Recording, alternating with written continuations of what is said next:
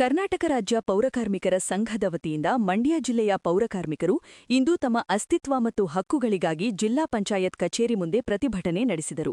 ಸರ್ಕಾರದ ಸ್ಪಷ್ಟ ಆದೇಶಗಳಿದ್ದರೂ ಮಂಡ್ಯ ಜಿಲ್ಲೆಯಲ್ಲಿ ಮಾತ್ರ ಪೌರಕಾರ್ಮಿಕರಿಗೆ ಕನಿಷ್ಠ ವೇತನ, ವಸತಿ ಮತ್ತು ಆರೋಗ್ಯ ಸೌಲಭ್ಯಗಳು ಸಿಗುತ್ತಿಲ್ಲ ಎಂದು ಸಂಘದ ಮುಖಂಡರು ಅಧಿಕಾರಿಗಳ ವಿರುದ್ಧ ತೀವ್ರ ವಾಗ್ದಾಳಿ ನಡೆಸಿದರು.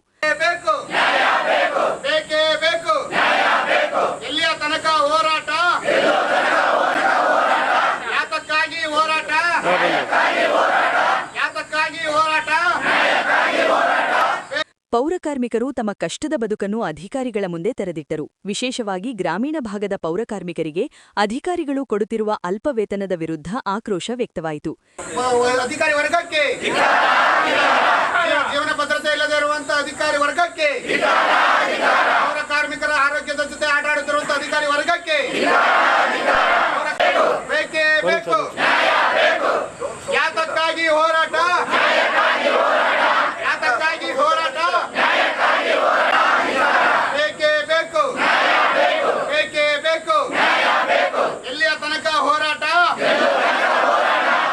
ಏನೇ ಬರಲಿ ಪಂಚಾಯಿತಿ ಪೌರಕಾರ್ಮಿಕರನ್ನು ಕಡೆಗಣಿಸುತ್ತಿರುವ ಅಧಿಕಾರಿ ವರ್ಗಕ್ಕೆ, ಪಂಚಾಯಿತಿ ಪೌರಕಾರ್ಮಿಕರ ಕಡೆಗಣಿಸುತ್ತಿರುವ ಅಧಿಕಾರಿ ವರ್ಗಕ್ಕೆ.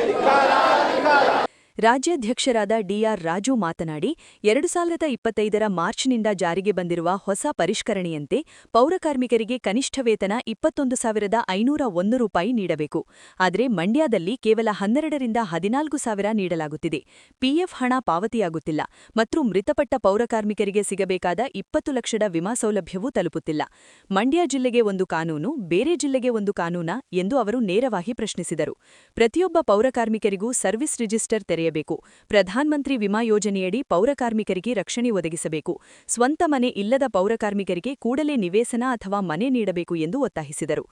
ಪೌರಕಾರ್ಮಿಕರು ಯಾರಿದ್ದಾರೆ ಅವರಿಗೆ ನೀವು ಶಾಸನಬದ್ಧವಾಗಿ ನಿಯಮಬದ್ಧವಾಗಿ ನೀವು ವೇತನ ಕೊಡ್ತಾ ಇಲ್ಲ, ಮನೆ ಕೊಡ್ತಾ ಇಲ್ಲ, ಕೆಲವು ಜಿಲ್ಲೆಗಳಲ್ಲಿ ಇರ್ತಕ್ಕಂಥ ಅನುಕೂಲಗಳನ್ನ ನೀವು ಮಾಡಿಕೊಡ್ತಾ ಇಲ್ಲ ಅಂತ ಹೇಳ್ತಾರೆ ಸರ್.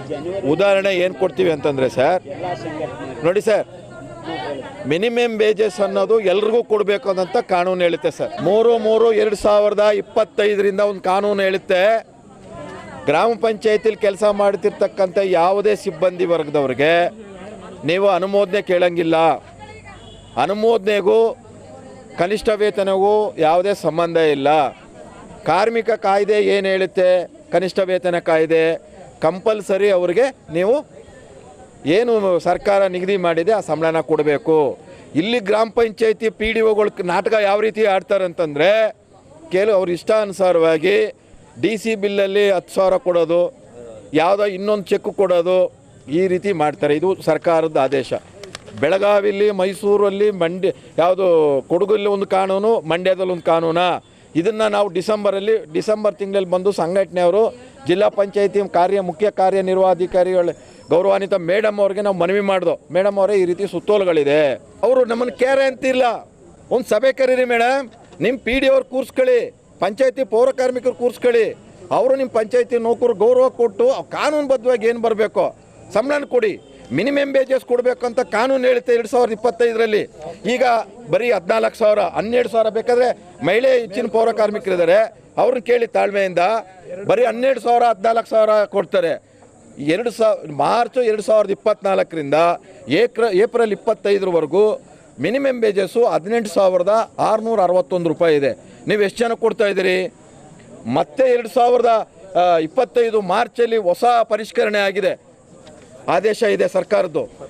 21,501 ರೂಪಾಯಿ ಕೊಡಬೇಕು. ಎಷ್ಟು ಜನಕ್ಕೆ ಕೊಡ್ತಾ ಇದ್ದೀರಿ? ಯಾಕೆ ನಿಮ್ಮ ಆಲಸ್ಯ? ಪೌರಕಾರ್ಮಿಕರು ನೌಕರರಲ್ವಾ? ಹಾಗಾಗಿ ನಾವು ಕೋಪ, ನಮ್ಮ ತಾಳ್ಮೆ ಪರೀಕ್ಷೆ ಮಾಡಬೇಡಿ. ಜಿಲ್ಲಾಧ್ಯಕ್ಷ ಮುಟ್ಟನಹಳ್ಳಿ ಮಹೇಶ್ ಮಾತನಾಡಿ, ನಾವು ಆಫೀಸ್ನಲ್ಲಿ AC ರೂಮಲ್ಲಿ ಕೂತು ಕೆಲಸ ಮಾಡುವವರಲ್ಲ. ತ್ಯಾಜ್ಯ ಮತ್ತು ವಿಷಕಾರಿ ಅನಿಲಗಳ ಮಧ್ಯೆ ನಮ್ಮ ಜೀವನ ಸವೆಯುತ್ತಿದೆ. ನಮ್ಮ ಆರೋಗ್ಯದ ಸ್ಥಿತಿ ಏನಾಗಿದೆ ಎಂದು ಒಮ್ಮೆ ಹಳ್ಳಿಗಳಿಗೆ ಬಂದು ನೋಡಿ. ಅಧಿಕಾರಿಗಳು ಕೊಡುವ ರಿಪೋರ್ಟ್ ಅನ್ನು ನಂಬಬೇಡಿ ಎಂದು ಅಧಿಕಾರಿಗಳಿಗೆ ಎಚ್ಚರಿಸಿದರು. ಸರ್ಕಾರ ಏನು ಆದೇಶಗಳನ್ನ ಹೊರಡಿಸಿದೆ, ಏನೇನು ಯಾವ್ಯಾವ ರೀತಿ ಸಂಬಳ ಇದೆ, ನಮಗೆ ಏನೇನು ಯಾವ ಅನುಕೂಲಗಳಿದೆ, ಯಾವ ರೀತಿ ಮಾಡಬೇಕಂತ ಹೇಳಿ ನಮ್ಮ ರಾಜ್ಯಾಧ್ಯಕ್ಷರು ತಿಳಿಸ್ಕೊಟ್ಟಿದ್ದಾರೆ. ನಾನು ಅದಕ್ಕಿಂತ ವಿಶೇಷವಾಗಿ ನಾನೇನು ಮಾತಾಡ್ತೀನಿ ಅಂತಂದರೆ, ನಾನು ಮಾನವೀಯತೆಯಿಂದ ನಾನು ಕೇಳ್ಕೊಳ್ತಾ ಇದ್ದೀನಿ. ನಮ್ಮ ಅಧಿಕಾರಿಗಳಿಗೆ ಮಾನವೀಯತೆ ಅನ್ನೋದು ಬೇಕು ಅನ್ನೋದು ನಾನು ಕೇಳ್ಕೊಳ್ತಾ ಇದ್ದೀನಿ. ಯಾಕೆಂದರೆ ನಾವು ಮಾಡ್ತಾ ಇರೋವಂಥ ಕೆಲಸ ಪೌರ ಕಾರ್ಮಿಕರ ಕೆಲಸ, ಸ್ವಚ್ಛತೆಯ ಕೆಲಸ. ನಾವು ಮಾಡ್ತಾ ಇರೋದು AC ರೂಮಲ್ಲಿ ಕೆಲಸ ಅಲ್ಲ, ಮತ್ತು ಯಾವುದೇ ಒಂದು ಆಫೀಸ್ಗೆ ಹೋಗಿ ಬೆಳಿಗ್ಗೆ ಹೋಗಿ ಸಾಯಂಕಾಲ ಬರುವಂಥ ಕೆಲಸಗಳಲ್ಲ.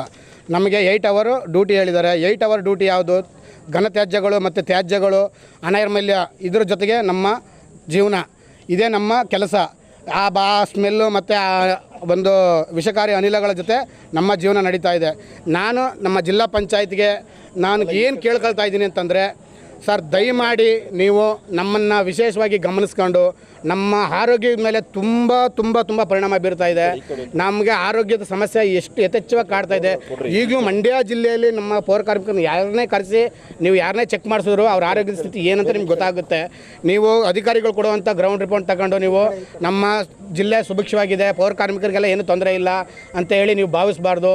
ನೀವು ಪಂಚಾಯಿತಿಗಳಿಗೆ ಬಂದು ದಯಮಾಡಿ ನಮ್ಮ ಪೌರ ಕಾರ್ಮಿಕರುಗಳ ಜೊತೆ ಮತ್ತು ಅಧಿಕಾರಿಗಳ ಜೊತೆ ನಮ್ಮ ಪಂಚಾಯತಿಯಿಂದನೇ ಒಂದು ಸಮಿತಿನ ರಚಿಸಿ, ಇಲ್ಲ ನಮಗೆ ಸಮಿತಿನ ರಚಿಸಿ ಒಂದು ಇಲ್ಲಿ ಜಿಲ್ಲಾ ಪಂಚಾಯತಿಯಿಂದನೇ ಬಂದು ಮಾಹಿತಿ ತಗೊಂಡ್ರೆ ತುಂಬ ನಮ್ಮ ಪೌರ ಕಾರ್ಮಿಕರಿಗೆ ಅನುಕೂಲ ಆಗುತ್ತೆ ಸರ್. ಪಂಚಾಯತಿಗಳಿಂದ ಮಾಹಿತಿ ತಗೊಂಡ್ರೆ ನಿಮ್ಗೆ ಯಾರಿಗೂ ಕರೆಕ್ಟಾಗಿ ಮಾಹಿತಿ ಸಿಗಲ್ಲ, ಮತ್ತು ನಮಗೆ ಸಮಯಕ್ಕೆ ಸರಿಯಾಗಿ ಸಂಬಳಗಳು ಸಿಗ್ತಾ ಇಲ್ಲ, ಮತ್ತು ನಾವು ಯಾವ್ಯಾವ ರೀತಿ ಜೋಪಡಿಗಳಲ್ಲಿ ಜೀವನ ಮಾಡ್ತಾಯಿದ್ದೀವಿ ಅಂತ ನೀವು ಕಣ್ಣಾರ ನೀವೇ ನೋಡ್ಬೋದು. ಮೇಡಮ್ನವ್ರ ಗಮನಕ್ಕೂ ನೀವು ತರ್ಬೋದು. ನಾವು ಎಲ್ಲಿ ಜೀವನ ಮಾಡ್ತಾಯಿದ್ದೀವಿ, ನಾವು ಎಲ್ಲಿ ಕೆಲಸ ಮಾಡ್ತಾಯಿದ್ದೀವಿ ಅಂತ ಬೇಕಾದ್ರೆ ಒಂದು ವೀಡಿಯೋ ಮಾಡಿ, ಫೋಟೋ ಮಾಡಿ ನೀವು ಅಪ್ಡೇಟ್ ಮಾಡಿ ಮೇಡಮ್ ಅವ್ರಿಗೆ, ನಾವು ಯಾವ ರೀತಿ ಜೀವನ ಮಾಡ್ತಾಯಿದ್ದೀವಿ, ಯಾವ ಥರದ ಕಷ್ಟದಲ್ಲಿದ್ದೀವಿ ಅಂತ ನಾವು ಕೇಳ್ಕೊಳ್ತೀವಿ. ಪ್ರತಿಭಟನೆಯಲ್ಲಿ Basaralu Manju, Madanakuppe Bannari, bank Ranganna, CR Viji, LIC Murugesh, tiger Srinivas, R Babu, Dinesh ಸೇರಿದಂತೆ ಇತರರಿದ್ದರು.